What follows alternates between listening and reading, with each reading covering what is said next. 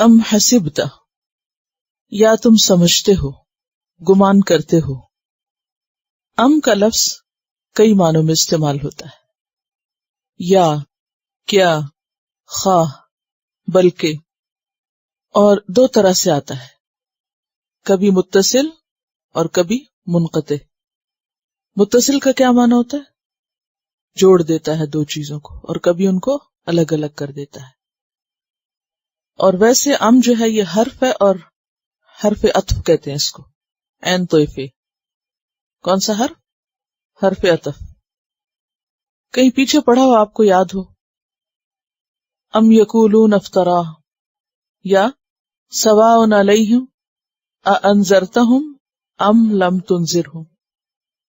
تو ام خواہ، لیکن صرف خواہ نہیں بلکہ یا کے معنوں میں بھی استعمال ہوتا ہے اور سوالیہ بھی استعمال ہوتا ہے. تو یہاں اگر ہم اس کو لیں ام حسبت، یا تم سمجھتے ہو تو بھی ٹھیک ہے، یا پھر کیا تم سمجھتے ہو، تو یہاں کیا استفہام ہے اور استفہام بھی انکاری ہے، یعنی یہ نہیں سمجھنا چاہیے. انا کہ بے شک، اصحاب الکہفی، اصحاب کہف، کہف والے. اور کہف کا کیا معنی ہوتا ہے؟ وسیع غار. والرقیمی، اور اصحاب الرقیم. رقیم کا لفظ رے قاف میم سے ہے. رقم کرنے کا معنی ہوتا ہے لکھنا. کتاب مرقوم سورۃ مطففین میں آتا ہے، لکھی ہوئی کتاب. اردو میں بھی یہ لفظ استعمال ہوتا ہے، یہ چیز رقم کر دی، تاریخ رقم کر دی. تو پھر کہا جاتا ہے کہ اس سے مراد وہ تختی ہے جس پر کچھ لوگوں کے نام لکھے ہوئے تھے. اور وہ کون تھے؟ جو اپنا ملک چھوڑ کر غار میں پناہ لیے تھے.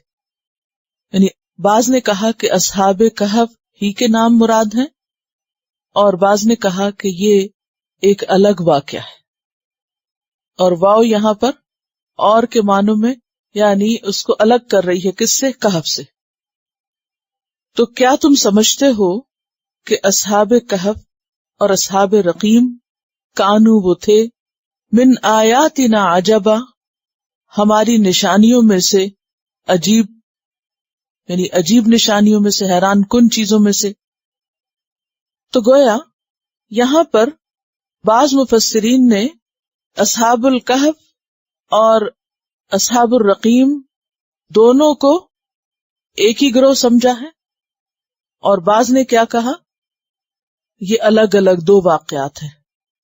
بہرحال اصل واقعہ جو ان آیات میں بیان ہو رہا ہے وہ ایک مخصوص واقعہ ہے جو اصحاب کہف کا ہے.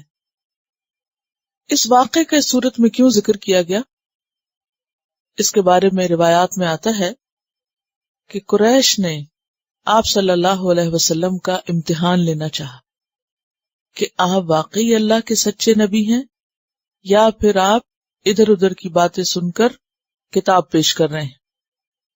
تو انہوں نے اہل کتاب کے علماء سے مشورہ کیا. کس نے؟ قریش نے.